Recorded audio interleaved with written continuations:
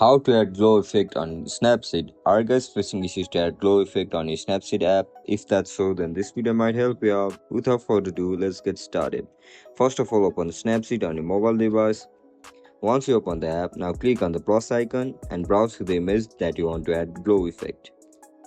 Once your image loads up, now click on Tools and select Glamour Glow.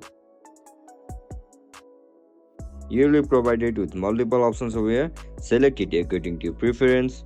Once you select the glow, now drag the slider to the left or right side of the screen to make your glow effect smooth. Once it feels right, now just simply tap on check mark. And that's it guys, that's how we're gonna add glow effect on Snapseed. If you guys have any issues regarding the Snapseed app, make sure to comment down below. If you guys found this video helpful, don't forget to like, share and subscribe to our channel. See you in the next one. Bye bye.